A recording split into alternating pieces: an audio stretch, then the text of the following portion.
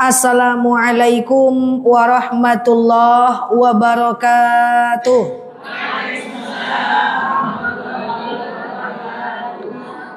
Alhamdulillahil wahidil qaharil azizil ghaffaril mukawwirul laili 'alan nahar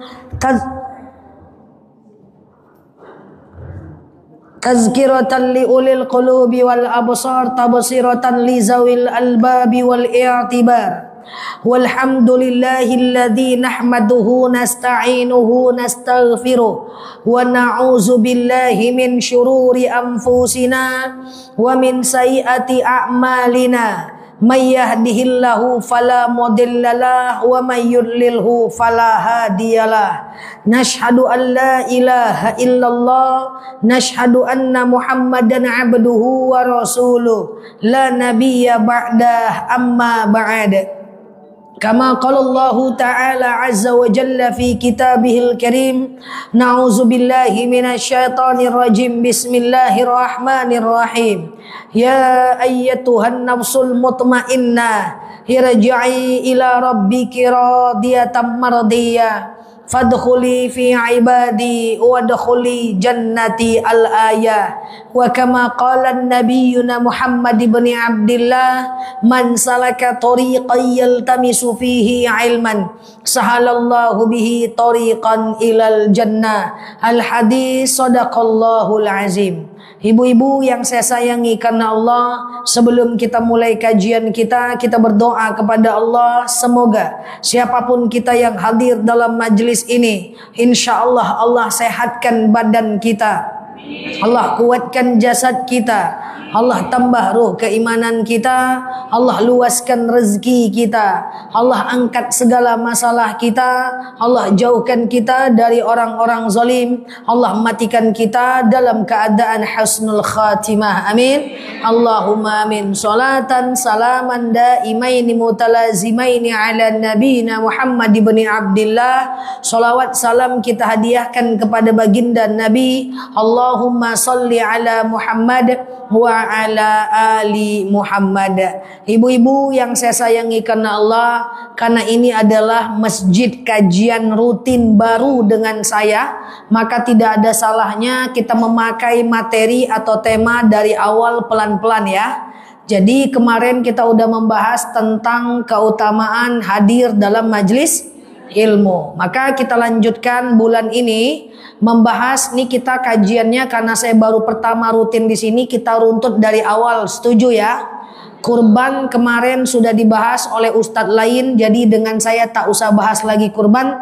Kita lanjutkan hari ini, kita bahas secara detail tentang apa saja amal, apa saja jenis Solat sunnah yang bisa kita kerjakan 24 jam kapanpun bisa kita kerjakan. Kita mulai ya. Jadi begini ibu-ibu, semua solat sunnah itu ada waktunya masing-masing. Solat fajar 2 rakaat sebelum subuh, solat syuruk 1,5 jam setelah azan subuh, solat duha 2,5 jam lebih kurang daripada azan subuh, solat rawatib sebelum dan setelah solat fardu, solat tahajud cuman malam aja, solat witir cuma malam saja, kan begitu kan?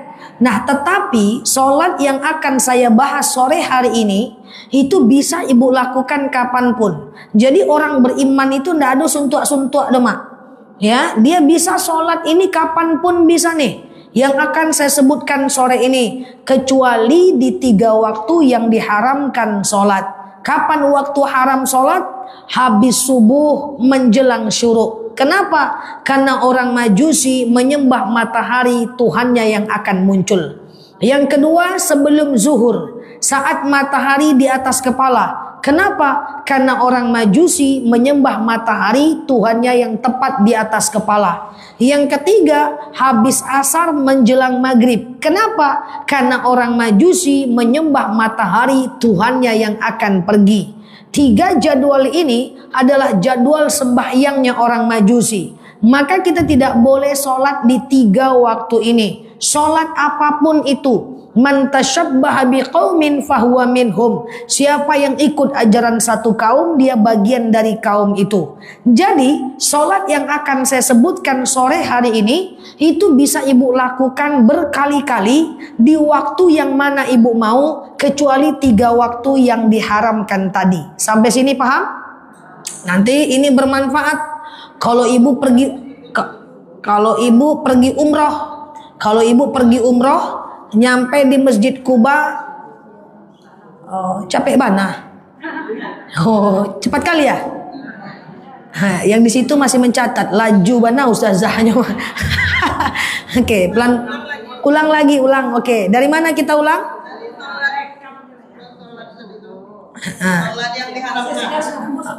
Oke, kita ulang lagi ya. Cepat kali ustazah, macam rudal ngomongnya. Ya. Oke, saya pelan-pelan ya. Ya, oke. Saya pelan-pelan ya. Sholat yang saya sebutkan ini bisa dilakukan kapanpun, kecuali 3 waktu yang diharamkan sholat. Kan gitu tadi ya. 1, habis subuh menjelang syuruk. Kan tidak ada orang sholat tuh dah. Kenapa tidak boleh? Karena orang Majusi menyembah matahari Tuhannya yang akan muncul. Cahaya merah di atas langit, itu tak boleh sholat.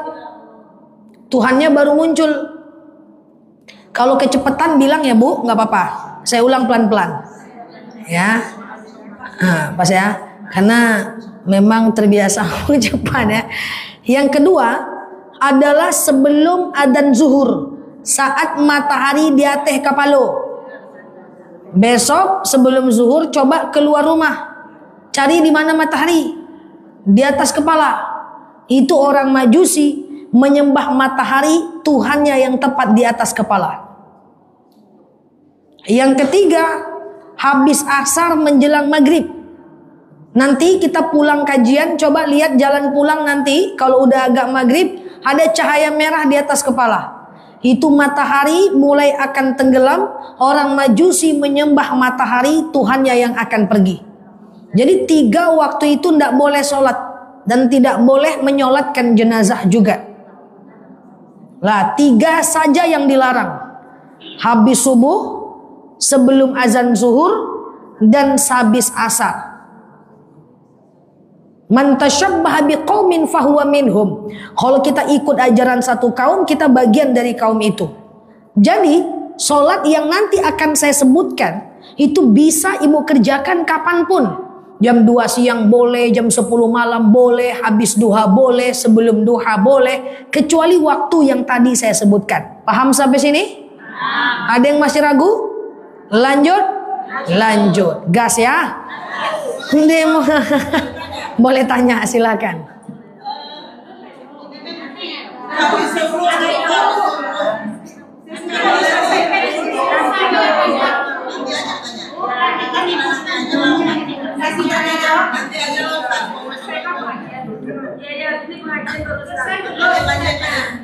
Iya, boleh. Gimana? Mau tanya atau lanjut? Gak apa-apa saya. Oke. Ya, kalau mau tanya ada apa-apa. Lanjut.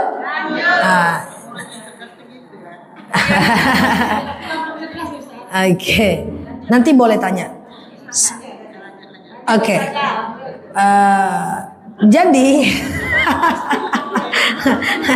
oke. Jadi sebenarnya ada 6. Tapi yang satu ini caranya beda. Jadi kita bahas 5 aja dulu sore ini. Yang pertama, sholat yang bisa dilakukan kapanpun, siang dan malam. Sebelum duha boleh, setelah duha boleh, jam 2 siang boleh, jam 3 siang boleh, mau tidur boleh, sepertiga malam boleh, sebelum azan subuh boleh. Yang pertama adalah namanya sholat sunat taubat. Dia kayak sholat subuh aja, niatnya aja yang beda.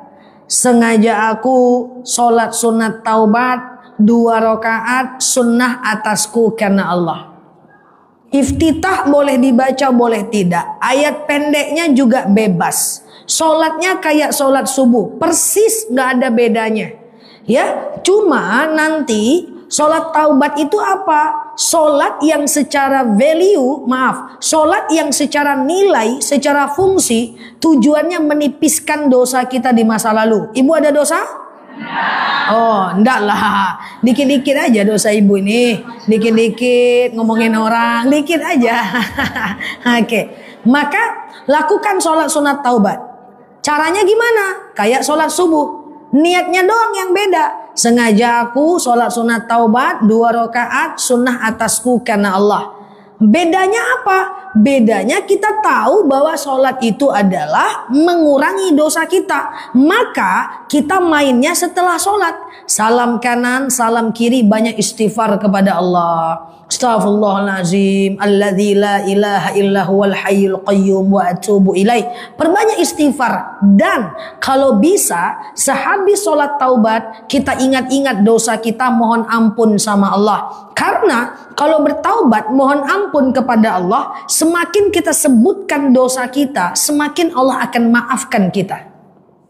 Sebutkan kalau bisa, ya Allah, maaf ya Allah, kata Ustazah Nela keluar rumah harus nutup aurat, tadi saya pakai baju KTB, ya Allah, maaf ya Allah gitu. Ya Allah, maaf ya Allah, kata Pak Ustadz tidak boleh melawan suami. Telawan jo diambo ya Allah. Baalai nyo jae. Jadi pokoknya intinya mohon ampun sama Allah. Saya sering sampaikan, mohon ampun kepada Allah. Semakin kita sebutkan salah kita, semakin Allah maafkan kita. Beda dengan manusia.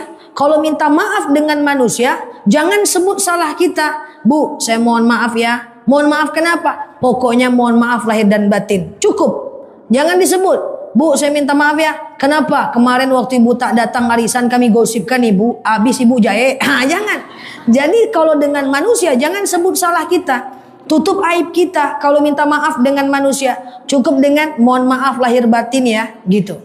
Tapi kalau minta maaf kepada Allah, buka saja aib kita. Ya Allah, kata Pak Ustadz, kalau seandainya ketemu uang di jalan, taruh ke masjid. Saya tadi ketemu duit 10.000, udah taruh ke masjid, lewat godok bagulo, tabali godok, ya Allah.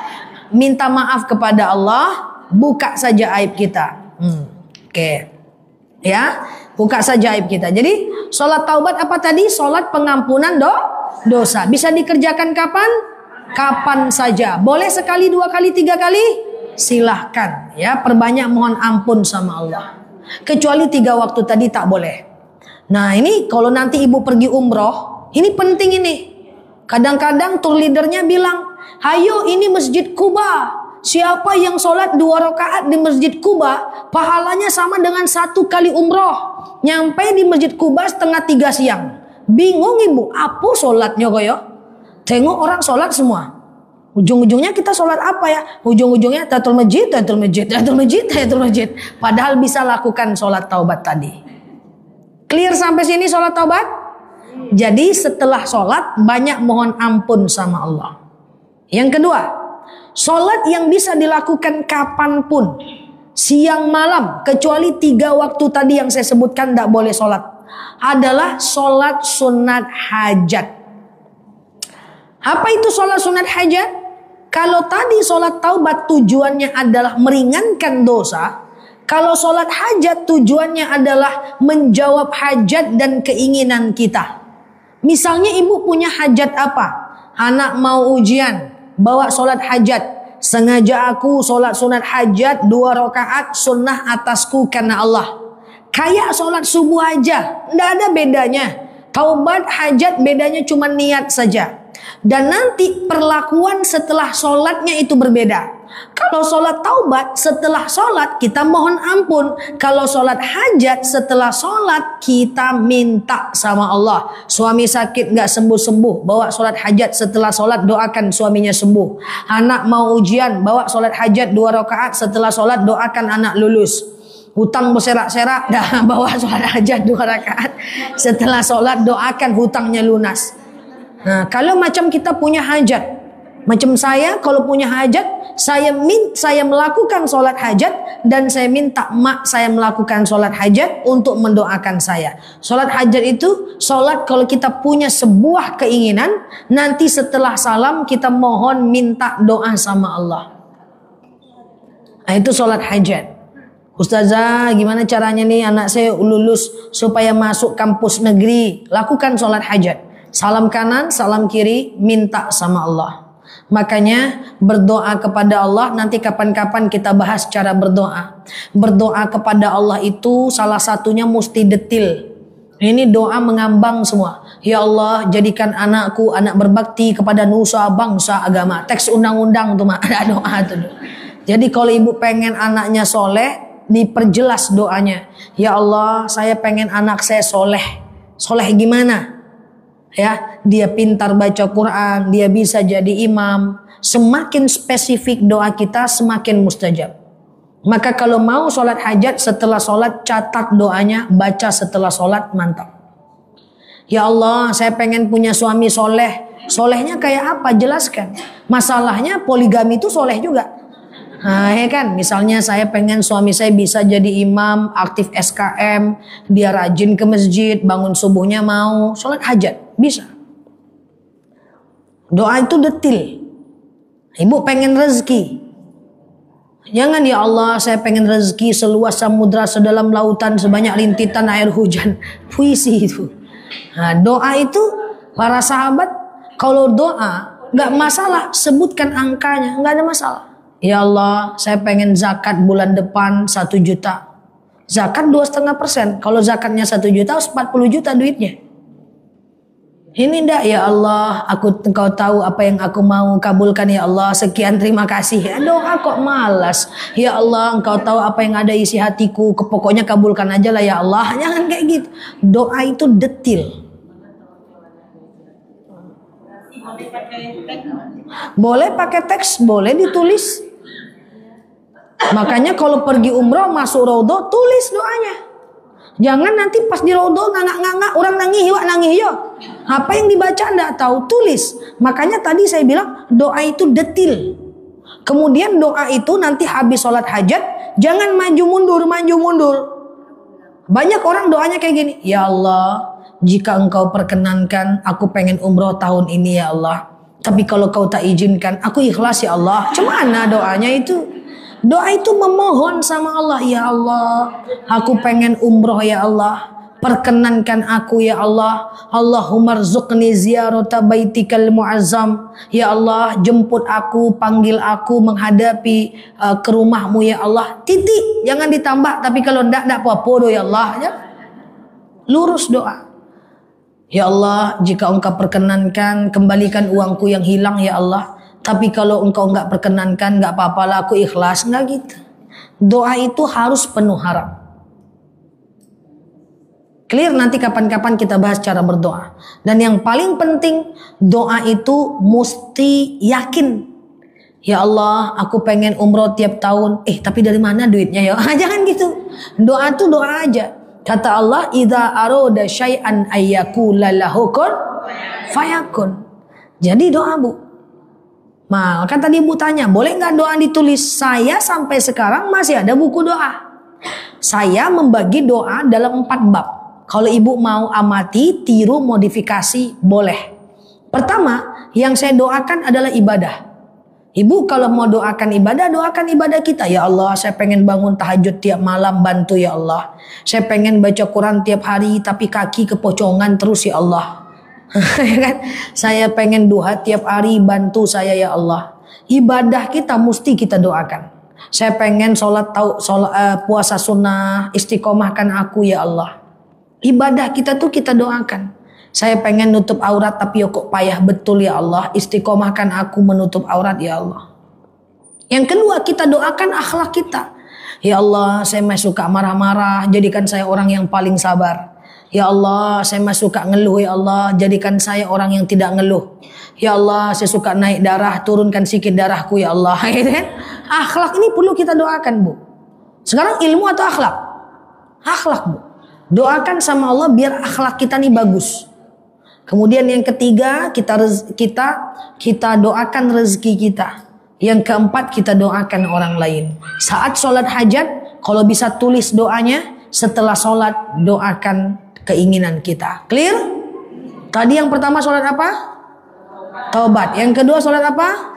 Hajat. Yang ketiga, Sholat yang bisa ibu lakukan 24 jam kapanpun kita inginkan.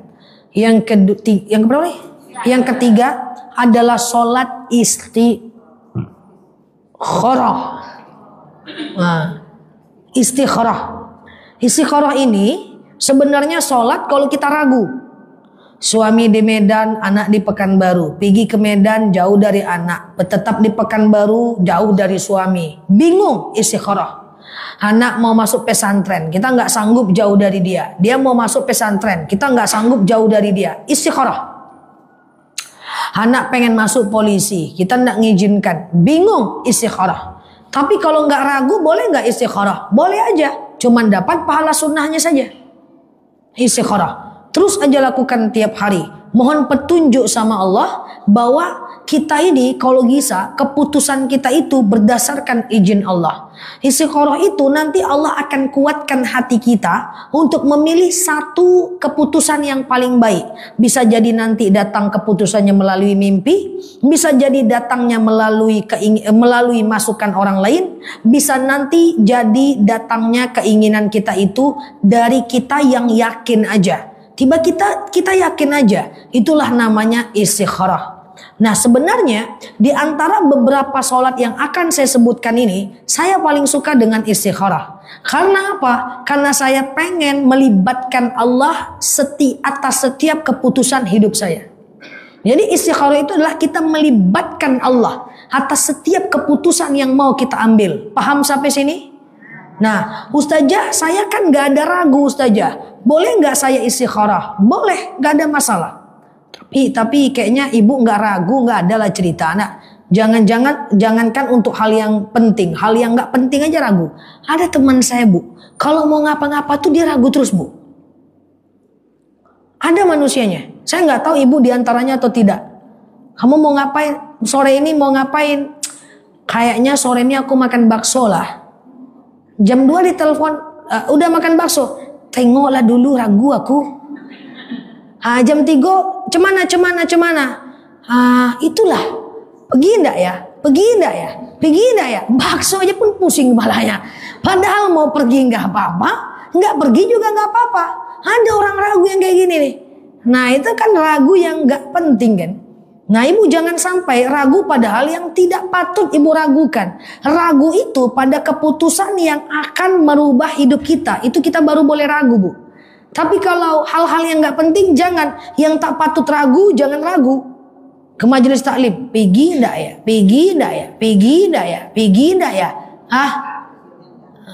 Enggak usah lah. Ujung-ujungnya enggak. Istikharah dulu lah, nggak perlu datang ke majelis taklim, pergi ndak, nggak perlu istikharah ya. Jadi istikharah itu bilang sama anaknya, sholat yang kita lakukan jika kita dalam keadaan ragu. Insya Allah jawaban kalau datang dari Allah pasti tepat. Saya teringat sesuatu yang sangat merubah hidup saya. Saya dulu S1, S2 saya beasiswa. S3 saya beasiswa, tapi lulusnya di luar negeri. Saya ragu bu, saya udah dakwah di sini. S1, S2 saya udah ngajar, saya udah dakwah. Saya ragu kan, lulusnya di luar negeri bu. Ya Allah, gimana ceritanya ini? Kalau saya pergi ke luar negeri 4 tahun, mahasiswa saya tinggal, jamaah saya tinggal. Bingung saya. Kalau saya kuliah dalam negeri, saya biaya sendiri. Kalau saya ambil beasiswa dibayarin tapi harus meninggalkan Pekanbaru. Ragu bu saya. Dan orang tua saya lebih condong biaya sendiri saja daripada harus ninggalin dakwah. Saya istikharah. Alhamdulillah Allah menetapkan satu keputusan untuk saya S3-nya tidak ngambil beasiswa. Biaya sendiri saya S3-nya. Karena kenapa? Tidak mau ninggalkan ibu-ibu yang solehanya. Ente tanda belum saja. Tidak mau ninggalkan jemaah dan mahasiswa saya pada masa itu. Sehingga akhirnya saya kuliahnya di Indonesia. Efek sampingnya apa? Alhamdulillah Allah kasih kemudahan. Tamat S3-nya 1 tahun 8 bulan. Nah, kalau saya kuliahnya di luar negeri tidak boleh tamat selain satu paket. Satu paket itu 4 tahun. Lama. Makanya cepet tamatnya. Karena di Indonesia dan tidak pakai sistem paket. Kita nggak terikat apapun gitu kan. Nah seperti itu. Oh ini hikmahnya. Saya bisa cepat tamat, saya bisa lebih cepat berbuat untuk masyarakat.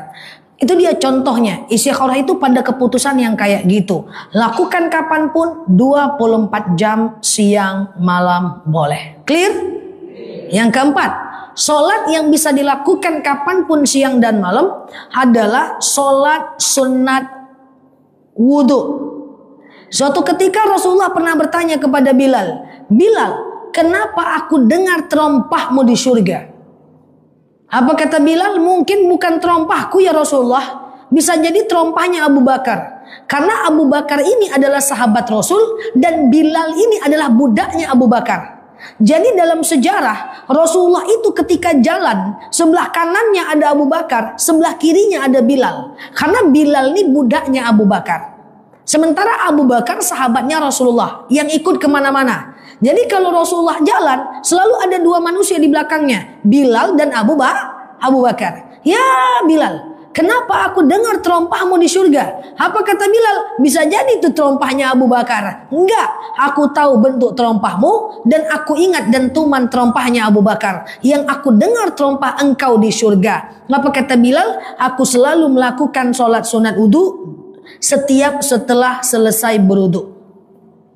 Jadi habis ngambil wudu, lakukan sholat sunat wudu. Ngajak aku sholat sunat wudu 2 rakaat sunnah atasku karena Allah. Kayak sholat subuh. Yang penting Al-Fatihah dibaca. Kul nggak apa-apa. Ini wajah kul semuanya. Sholat masih kul ya. Ayo yo. Enggak kue mana mah. Jadi ganti-gantilah sikit. Ini wajah-wajah kul ya. Apalagi di belakang serondok ya. Jadi ayat kursi bisa dipakai sholat bu. Rabbana atina fid dunya bisa dipakai sholat bu. Ibu hafal ad-duha, tapi sayangnya saat sholat balik lagi ke kul ya. Tapi tidak apa-apa ya, artinya kan bagus, tidak masalah. Jadi sholat sunat wudu itu bisa dikerjakan kapanpun. Misalnya bu jam 3 siang ibu bingung mau ngapain, tengok suami tidak selero celia kan? Tengok anak pergi sekolah, TV mati pula, ambil wudhu, lakukan sholat sunat wudhu, bisa. Makanya ibu-ibu yang sudah usia maghrib menjelang isya ini, saya ingatkan nih, kalau ibu mau belajarlah jaga wudhu 24 jam. Habis wudhu batal ambil lagi, batal ambil lagi, batal ambil lagi, batal ambil lagi. Kenapa? Karena orang yang mati dalam keadaan berwudhu maka matinya mati syahid. Apa itu mati syahid? Tidak merasakan sakitnya mati, tak ada hari perhitungan, langsung masuk surga. Mau? Nah, jagalah wudu biar mati dalam keadaan wudu. Tapi jangan wudu sholat subuh, enggak juga bisa. Ya, jadi selama kita ada wudu, kita bisa melakukan sholat sunat wudu. Oh, ibu mau sholat zuhur, mau sholat subuh, mau sholat asar, mau sholat isya, mau sholat maghrib, ambil wudu lebih awal. Sholat wudu dulu, baru qabliyah, baru sholat zuhur, is okay, nggak masalah. Walaupun di rumah kan bisa. Wudu itu kan gampang aja bu. Yang dibasuh wajib dibasuh cuma 4 bagian. Muka, tangan, kepala, kaki. Muka, tangan, kepala, kaki. Cebok nggak wajib wudu kecuali ibu pipis. Gitu? Muka, tangan, kepala, kaki. Telinga nggak dipakai nggak apa-apa. Nggak dipakai. Kok telinga nggak dipakai salah? Apa namanya? Telinga nggak dibasuh nggak apa-apa. Muka, tangan, kepala, kaki. Cuma masalahnya disuruh kumur-kumur sunnah, kumur-kumur tidak wajib. Kumur-kumur itu sunnah wudu. Maksud saya kalau mau buru-buru, ya yang wajib-wajib aja kan nggak apa-apa. Cuman jemaah nih, kalau dia mau jaga wudu, suka ngeluh dia. Kentut terus katanya. Jadi demi jaga wudu bertahan-tahan kentut itu. Jadi kentut itu, coba saya sampaikan sedikit lah 2 menit tentang si kentut ini, biar selesai ya. Jadi kentut itu bu, jadi ibu coba pastikan apakah kentut ibu itu benar-benar kentut atau cuman merasa kentut bu. Kadang-kadang kita itu nggak kentut, tapi suka merasa-rasa kentut, betul? Betul kan? Ngaku. Jadi ragu, was-was. Nah ini selesaikan nih secara adat si kentut ini. Kalau nggak mau jaga wudu ini. Jadi gini bu, Suatu ketika sahabat bertanya kepada Rasulullah, "Ya Rasulullah, asy'urut mata." Aku selalu merasa kentut. Macam ibu-ibu lah tanya, rasa kentut terus saja. Itu ditanyakan oleh sahabat Rasul pada masanya. Apa kata Rasulullah? Bukanlah kentut namanya. Perhatikan nih, kentut. Khusyuk kali mendengarkan kentut namanya. Bukanlah kentut namanya. Hatta yasma' sautan au yajidariha. Sampai kau dengar bunyinya atau kau cium baunya. Tapi jangan dicium. Maksudnya apa? Maksud daripada hadis ini, bukanlah kentut namanya sampai kau benar-benar yakin kalau itu kentut. Jadi kentut itu harus diyakini. Kok kayak iman ya, harus diyakini ya. Nah, kalau ibu cuman kentut dak ya? Kok rasa-rasa kentut ya? Kok kayaknya kentut ya? Kentut dak ya? Kentut dak. Berarti bukan kentut. Tapi kalau jelas dia sadar dia premium, original, platinum, edisi terbaru 2025, maka baru ngambil wudu. Dan kalau ibu mau jaga wudu 24 jam, setiap ngambil wudu nggak usah difikirkan. Ini ngambil wudu ngomel, kentut terus mah, ambil wudu lagi. Nggak usah. Kan setiap kita berwudu dosa kita berguguran. Dalam hadis riwayat Muslim, setiap kita mengambil wudu dan menyempurnakan wudu kita, syaratnya sempurna. Kalau pakai cincin, longgarkan. Kalau pakai gelang, jam tangan, longgarkan. Kalau pakai make up yang waterproof, hapus dulu biar wudunya masuk. Kalau pakai kutek, hapus dulu. Sempurna wudunya. Maka berguguranlah dosa-dosanya pada wilayah yang dia basuh. Jadi ngambil wudu tuh happy. Ini enggak, jaga wudu 24 jam setiap mau ngambil wudu. Gitu ya. Jadi kan sunnah gitu ya. Jadi kalau ibu mau jaga wudu ataupun tidak jaga wudu, saya cuma informasikan ada namanya sholat sunat wudu, bisa ibu kerjakan dimanapun. Yang penting setiap setelah selesai berwudu. Paham? Yang pertama sholat apa tadi 24 jam? Taubat. Yang kedua hajat. Yang ketiga istikharah. Yang keempat wudu. Yang kelima terakhir sholat yang bisa dilakukan kapanpun 24 jam kecuali 3 waktu yang haram tadi adalah sholat sunat tahiyatul masjid. Tahiyatul masjid ini syaratnya harus di masjid atau di musola. Boleh nggak tahiyatul masjid di musola? Boleh nggak? Mak nggak dijawab. Boleh nggak? Boleh dengan syarat dia musola yang sudah diwakafkan kepada orang banyak.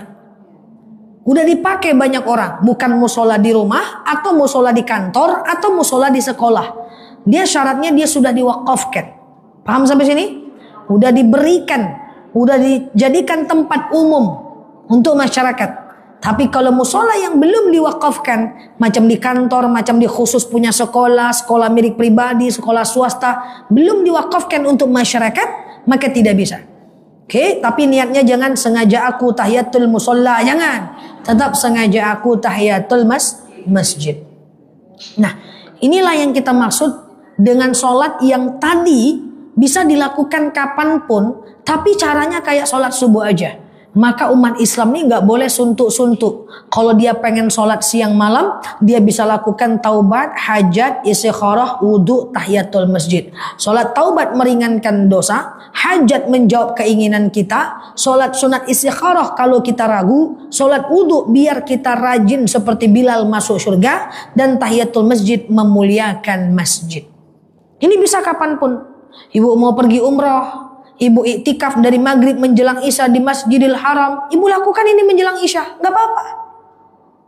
Di waktu duha ibu iktikaf di Masjid Nabawi, capek ibu baca Quran, bawa sholat, capek sholat, bawa zikir, capek zikir, sholat lagi biar pinggangnya bergerak. Jam 2 siang ibu sholat di Masjid Nabawi, di Masjid Kuba, capek ibu duduk, ya ibu berdiri. Ya di rumah boleh, kecuali tahiyatul masjid. Ustazah, ini boleh terbalik-balik nggak? Terbalik-balik nggak apa-apa. Taubat, hajat, istikharah, bebas, nggak masalah. Nah, cuma ada satu lagi kan bisa dilakukan kapanpun ustazah, siang dan malam. Pertanyaannya adalah, ada nggak waktu paling baiknya? Jadi di antara siang malam ini, ada nggak waktu paling baik? Tentu ada. waktu paling baik untuk sholat adalah sepertiga malam terakhir. Jadi malam itu dibagi 3. Habis Isya menjelang jam 11 malam, sepertiga malam pertama. Jam 11 malam sampai jam 2 malam, sepertiga malam kedua. Jam 2 malam sampai adzan subuh, sepertiga malam ketiga. Yang paling baik sepertiga malam ketiga di jam 2 malam sampai terakhir. Nah 5. Paham nih? Nah ada satu lagi sebenarnya yang bisa siang dan malam, tapi kita tidak bahas hari ini. Sholat tasbih. Caranya kan beda. Ya tidak kayak sholat subuh yang tadi. Nah jadi itu lain dia. Tapi dia bisa dilakukan siang dan malam juga. Nah tujuannya apa? Biar kita nggak suntuk-suntuk. Ternyata yang sunnah itu banyak, sholat sunnah itu banyak, kita perbanyak. Pokoknya kalau merasa banyak dosa, lakukan sholat hajat. Lagi pengen sesuatu, taubat. Lagi pengen sesuatu, lakukan sholat taubat. Lagi galau-galau, lakukan sholat istikharah. Latihannya gimana? Saya punya saran, pelan-pelan. Jangan dapat ilmu ini ibu langsung nanti malam taubat, hajat, istikharah, wudu. Besok pagi tumbang ibu. Ya kan, ujung-ujungnya latih awak sholat. Sama dengan mak saya dulu. Nak bangunkan mak jam 2 malam. Oke mak, jam 2 malam saya bangunkan. Mak mau ngapain mak? Mau sholat tahajud nak. Berapa rakaat? 8 rakaat. 2 aja dulu mak. 8 pokoknya. 2 aja dulu mak. 8 lah. Masa larang-larang orang sholat? Ya udahlah aja. Sholatlah 8 rakaat ya. Sampai subuh ke masjid. Iktikaf sampai syuruk. Sholat syuruk 2 rakaat. Lalu pulanglah dia ke rumah. Tumbang besok pagi ya. Besok malam kok ndak minta bangunkan lagi mak. Latih awak sholat tu ya nak. Tentu ya latih bu. Jadi pelan-pelan saja. Pelan-pelan. Ya, pokoknya bulan ini mau belajar dulu sholat taubat. Sampai kita risau meninggalkan. Bulan depan mau belajar lagi sholat hajat. Pelan-pelan saja. Sesuatu yang dilakukan terpaksa, maka tidak akan pernah konsisten. Karena yang kita kejar bukan ibadah banyak, tapi ibadah sedikit yang konsisten. Semoga Allah mudahkan kita mengamalkannya. Abu dari mak?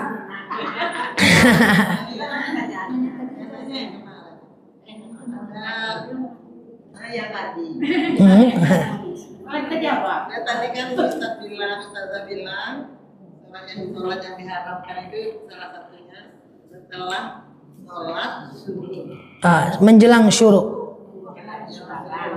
Jadi ada kawan tapi tak boleh bilang ya. Dia tanya dia terlambat terlambat bangun, terus Qobliyah subuh lah.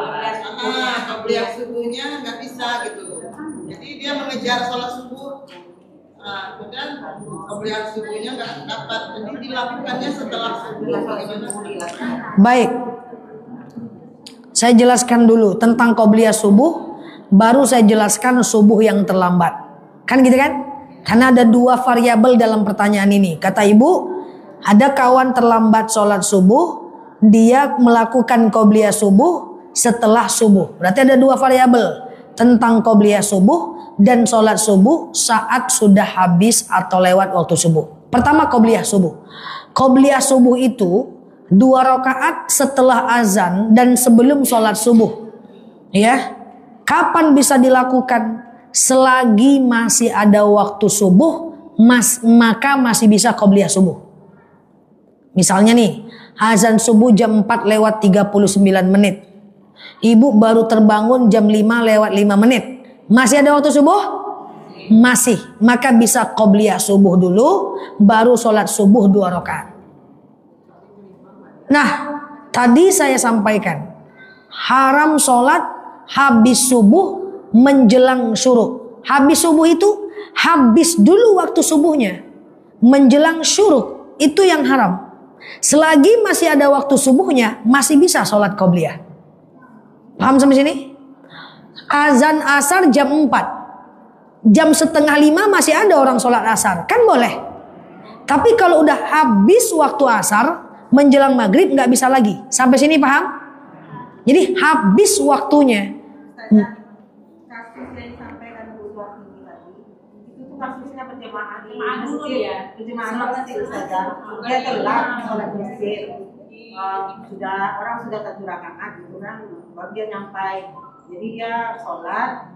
Siap sholat itu dia lakukan sholat. Jangan, nggak usah. Itu yang tak sepakat. Kayaknya bukan itu pertanyaannya, tapi itu ya. Oh, enggak. Qobliyah subuh tetap posisinya sebelum sholat subuh. Ah ya. Ustazah, itu kalau kita menjadi makmum, imam, Ya, kalau imam kan salat, imam jangan sholat subuh. Yang namanya qobliyah subuh, apa arti qobliyah? Sebelum. Apa arti ba'diyah? Kalau di rumah kita bisa qobliyah subuh selagi masih ada waktu subuh, tapi sebelum sholat subuh. Kalau kita di masjid, setelah kita telat nyampainya, atau kita masbuk, atau kita nggak sempat melakukan qobliyah, sholat subuh aja bersama jemaah. Kan udah dapat pahala 27 derajat. Jangan lagi qobliyah setelah sholat subuh pula. Haram tuh Ustaz. Statusnya bukan kondisi haram. Kalau haramnya itu habis waktu subuh baru haram sholat kan. Statusnya adalah qobliyah subuh dilakukan saat ba'diyah. Kan itu kasusnya. Ya. Oke. Nah, ada lagi satu. Terus kalau dia telat di rumah, telat sholat subuh, bangunnya di waktu haram. Pura-puranya nih, waktu subuh udah habis, dia baru terbangun. Mungkin malam harinya dia nonton bola kan. Maka apakah dia harus sholat subuh? Harus. Di jam berapapun dia terbangun. Clear? Apa Bu?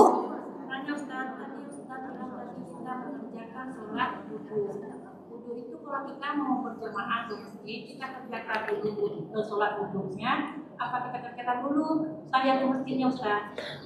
Yang kedua, saya sering melakukan sholat witir. Sholat witir itu saya sering ini kan, saya melaksanakan sholat isya. Kalau saya tengah malam, saya sering suka terlambat, saya mengerjakan sholat tahajud karena nggak kerja witirnya. Mana lebih bagus Ustaz? Setelah isya atau tengah malam? Witir atau tengah malam gitu, mana yang bagus? Enggak, itu kalau kita kan mengerjakannya kan kadang saya suka mengerjakan sholat isya. Kalau tengah malam saya kalau mengerjakan sholat isya tuh sholat witir itu suka telat mengerjakan sholat tahajud dulu, kadang witir udah agak telat. Jadi saya sering melaksanakannya setelah isya. Sholat witir itu dikerjakan dari habis isya sampai azan subuh rentang waktunya. Yang penting tidak ada 2 witir dalam satu malam. Witir cuman boleh 1 kali. Habis isya ibu ba'diyah isya. Lalu kemudian sholat witir. Bagus, nggak apa-apa. Tengah malam kalau mau tahajud boleh. Yang penting jangan witir lagi. Tergantung aja waktunya. Macam saya kalau suka keluar kota capek witir habis isya atau sebelum tidur. Tapi kalau seandainya dalam kota aja tengah malam bebas aja. Nggak ada masalah. Kemudian yang pertama apa tadi? Sholat wudhu sama ini. Kalau kita nyampe masjid kita sholat sunat wudhu atau sholat sunat tahiyatul masjid duluan, bebas aja.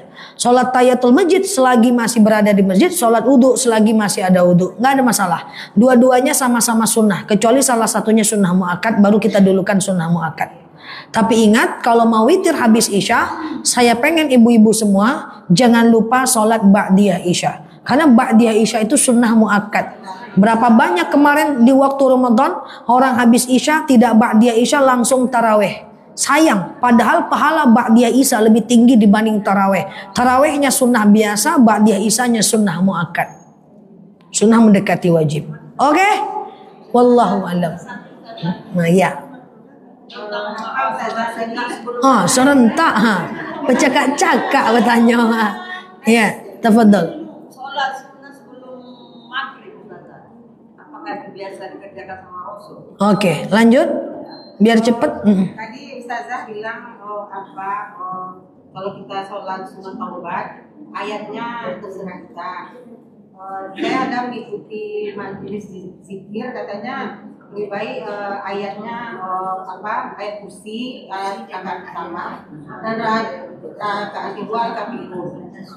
Mana yang baik? Baik. Rakaat kedua Al-Kafirun. Mana yang baik? Baik. Bentar. Oke, Ustazah, tadi Ustazah bilang sholat taubat itu suratnya bebas aja. Tapi saya mengikuti pengajian, ada yang mengatakan sholat taubat itu rakaat pertamanya adalah ayat kursi, rakaat keduanya adalah Al-Kafirun. Ibu-ibu, setiap ada fadilah surat itu statusnya nggak wajib. Contoh, sholat duha dianjurkan asyams dan ad-duha. Sholat witir dianjurkan al-a'la, ad-duha dan 3 kul. Sholat taubat dianjurkan ayat kursi dan Al-Kafirun. Misalnya nih, maka itu cuman keutamaan. Dia bukan kewajiban. Kalau ibu mau melakukan fadilah itu, alhamdulillah. Kalau enggak apa-apa. Karena kalau saya menyampaikan misalnya nih, ayo ibu-ibu sholat duha. Rakaat pertama surat Asy-Syams. Rakaat kedua ad-duha. Ayo ibu-ibu sholat witir. Rakaat pertama al-a'la. Rakaat kedua ad-duha. Rakaat ketiga al-ikhlas, al-falak, an-nas. Langsung ibu rooming deh. Dah hafal doan jan sholat leha. Kan gitu jadinya. Kan gitu kan. Makanya saya bilang ayatnya bebas. Tapi ada fadilahnya. Misalnya witir. Rakaat pertama al-a'la. Rakaat kedua ad-duha. Rakaat ketiga trikul. Sholat duha Asy-Syams dan ad-duha. Sholat taubat ayat kursi dengan Al-Kafirun. Nah masing-masing ada. Tapi saya menyampaikan bebas supaya ibu mau melakukan. Daripada ndak hafal surat duha dah. Biasalah aku sarung-sarung kuaci gitulah. Tapi kalau ibu tanya afdolnya, afdol ayat kursi dengan Al-Kafir. Ndak apa-apa masalah. Oke? Wallahu a'lam bishawab. Ala hazihi niyya al-Fatihah.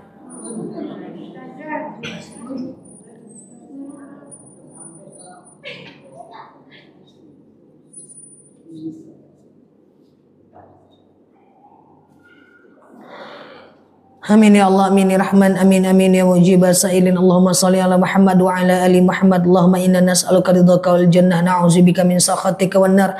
Allahumma inna nas'aluka salamatan fi dinina, afiyatan fi jasadina, ziyadatan fi ilmina, barakatan fi rizqina, taubatan qabla al-maus, rahmatan indal maus, maghfiratan ba'dal maus. Allahumma hawina alaina fi sakaratil maus, najatan minan nari wal afwa indal hisab. Allahumma antas salam minkas salam wa ilaika ya'udus salam, fahayina Rabbana bisalam wa dakhalnal jannata darussalam, tabarakta rabbana wa ta'alaita ya hadzal jalali wal ikram. Allahumma inna na'udzubika minal hammi wal hazan, na'udzubika minal ajzi wal kasal, na'udzubika minal jubni wal bukhli, na'udzubika min ghalabatid daini wa qahar rijal. Allahumma yassir alaina umurana wa la tu'assir alaina umurana ya rabbal alamin. Allahumma in kana rizquna fis sama' fa anzilhu wa in kana rizquna fil ardi fa akhrijhu wa in kana rizquna ba'idan fa qaribhu wa in kana rizquna haraman fatahiru wa in kana qalilan fakaththirhu ya rabbal alamin. Allahumma rabbana anfa'na bima 'allamtana wa 'allimna ma yanfa'una. Allahumma rabbana hab lana minas salihin, rabbana hab lana minas salihin, rabbana hab lana minas salihin. Allahumma istajib du'ana ya Allah, sajib du'ana ya Rahman ya Rahim ya mujibah sa'ilin. Allahumma salli ala Muhammad wa ala ali Muhammad. Subhana rabbika rabbil izzati amma yasifun, salamun alal mursalin, hamdulillah.